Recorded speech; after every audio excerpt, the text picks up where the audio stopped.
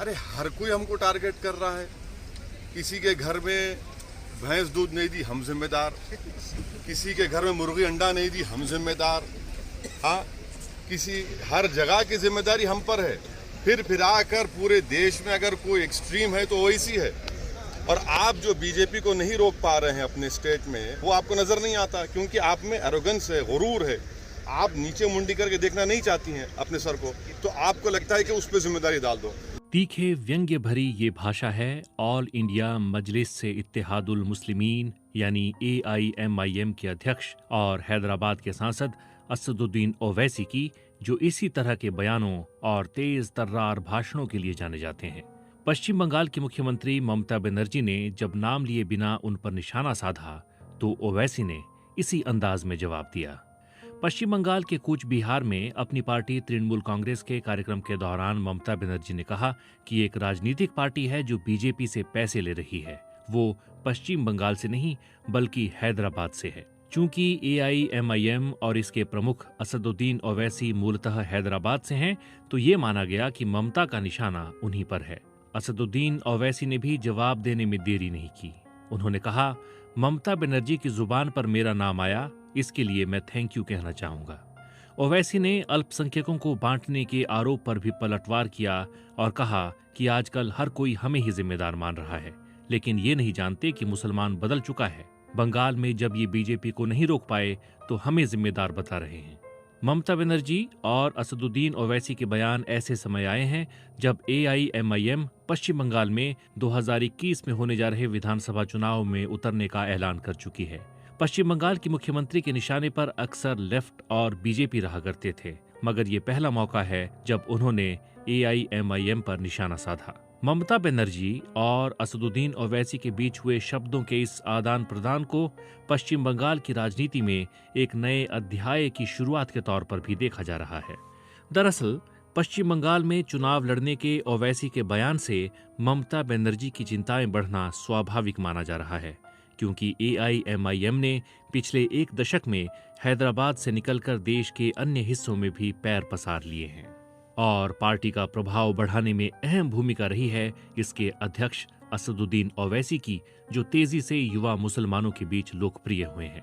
शायद यही कारण है कि चुनावों में बेशक अभी समय है, लेकिन ममता बनर्जी ओवैसी और उनकी पार्टी को हल्के में नहीं लेना चाहती। असदुद्दीन ओवैसी और उनके भाई अकबरुद्दीन ओवैसी की रैलियों में खूब भीड़ जुटा करती है। इसके इतर भी उनके प्रशंसकों और आलोचकों दोनों का ही एक बड़ा वर्ग है। असदुद्दीन ओवैसी की ओर से संसद के अंदर, समाचार चैनलों की चर्चाओं में और राजनीतिक रैलियों में दिए गए भाषणों के वीडियो सोशल मीडिया पर खूब देखे जाते हैं। फेसबुक पर उनके नाम से कई अनाधिकारिक पेज बने हैं जो उनके भाषणों के वीडियो शेयर करते हैं। ओवैसी बंधुओं और AIMIM के नेताओं पर भड़काऊ भाषणों से सांप्रदायिक तनाव को बढ़ावा देने के आरोप लगते रहे हैं, मगर पार्टी के समर्थक इसे भारतीय जनता पार्टी और अन्य हिंदुत्ववादी संगठनों का जवाब देने वाली शक्ति के रूप में देखते हैं। एक पक्ष का कहना है कि वो लोगों की भावनाओं को भड़काते हैं, जबकि उनके समर्थकों का कहना है कि वो तार्किक ढंग से मुसलमानों की समस्याओं पर बात करते हैं। ओवैसी परिवार की राजनीति पर नजर रखने वाले हैदराबाद में मौजूद वरिष्ठ पत्रकार उमर फारूक कहते हैं कि एक वर्ग का कहना है कि ओवैसी लोकसभा हो या आम मंच, वहां पर मुसलमानों की समस्याओं से जुड़े सवाल उठाते हैं, जैसे कि आज़ादी के इतने साल गुजर जाने के बाद भी मुस्लिम शिक्षा और आर्थिक पहलू पर इतना पिछड़े क्यों हैं। मुस्लिम युवाओं को ये बात पसंद आती है कि उनकी भावनाओं को आवाज दी जा रही है।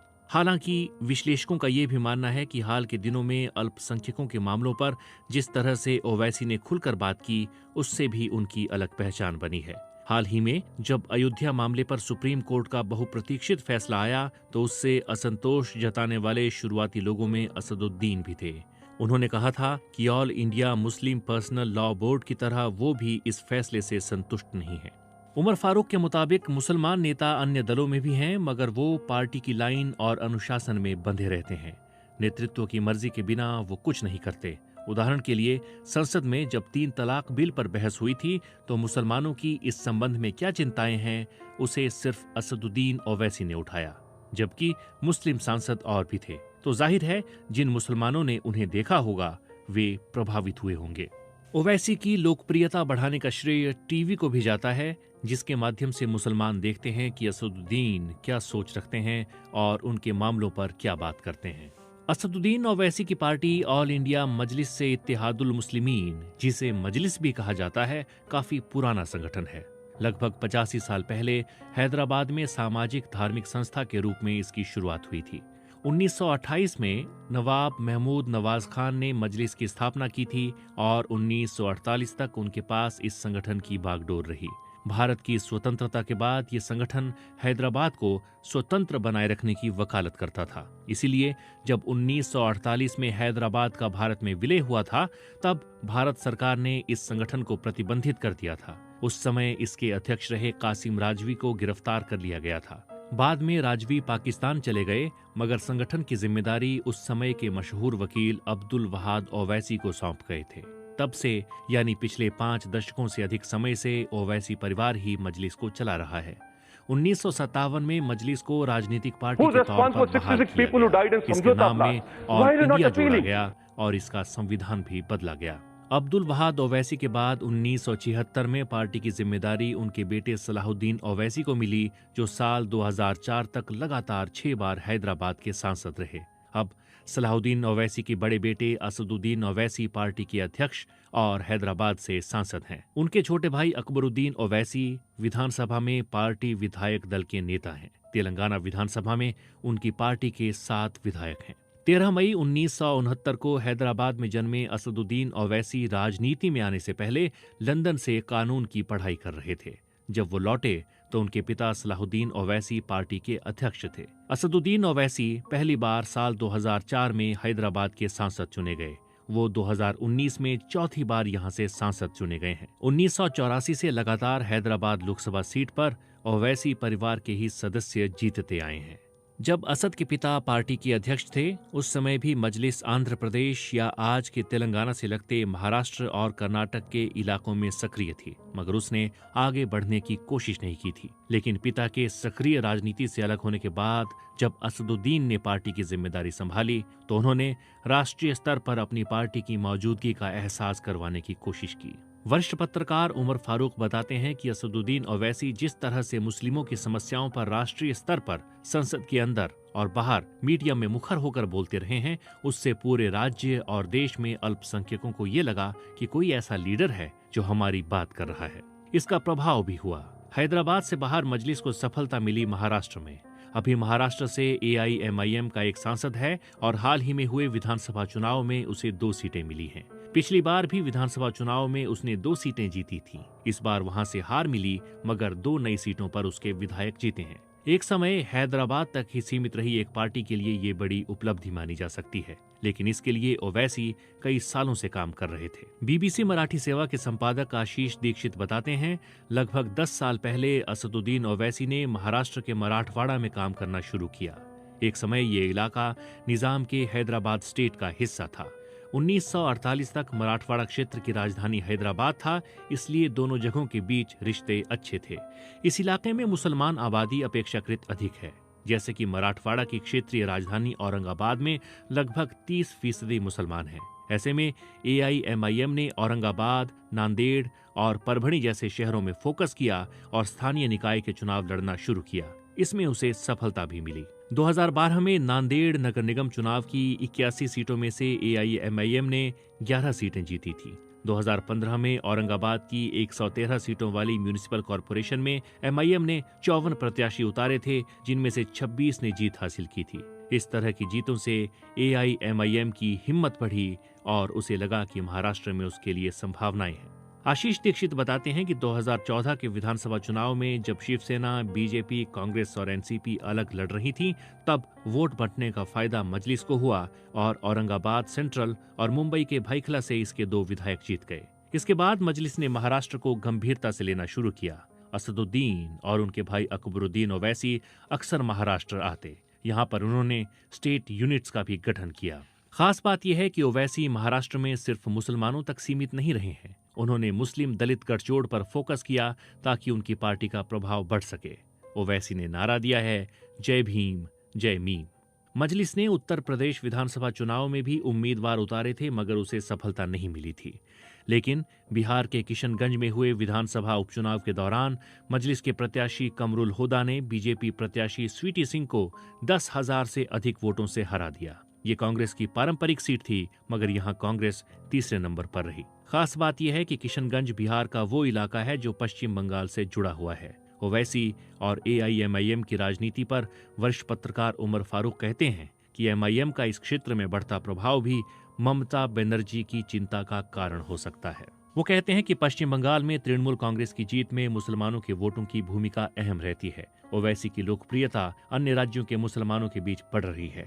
ऐसे में स्वाभाविक है कि ममता बनर्जी को चिंता ये सता रही होगी कि पश्चिम बंगाल के मुसलमान भी ओवैसी की पार्टी की तरफ आकर्षित न हो जाएं। फिर किशनगंज का इलाका भी पश्चिम बंगाल से नजदीक है, तो वहाँ का कुछ न कुछ प्रभाव पश्चिम बंगाल पर पड़ सकता है। कूच बिहार, जहां ममता बनर्जी ने ओवैसी पर निशाना साधा, वहां भी मुसलमानों की आबादी अधिक है। उमर फारूक कहते हैं कि पश्चिम बंगाल के मुसलमानों में ऐसा लगता है कि निराशा बढ़ रही है। उन्हें लगता है कि शिक्षा और नौकरियों को लेकर उनकी स्थिति अच्छी नहीं रही और तृणमूल सरकार उनकी समस्याओं को हल नहीं कर पाई।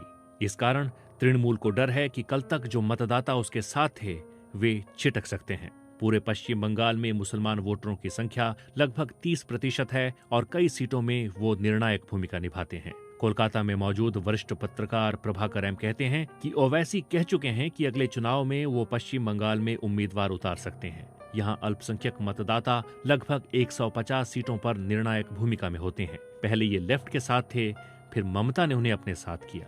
2011 में ममता बनर्जी इसी तबके के समर्थन और वोटों के दम पर सत्ता में आई थी। वरिष्ठ पत्रकार प्रभाकर एम कहते हैं कि ममता की चिंता इसलिए बढ़ी है क्योंकि ओवैसी हाल ही में 1-2 बार यहां आ चुके हैं। ममता को डर है कि 1-1.5 साल बाद जब चुनाव होंगे और ओवैसी ने अगर अपनी पार्टी के उम्मीदवार खड़े किए तो वोटों का विभाजन होगा, जिससे नुकसान होगा तृणमूल कांग्रेस को और बीजेपी के लिए ये फायदे की स्थिति होगी।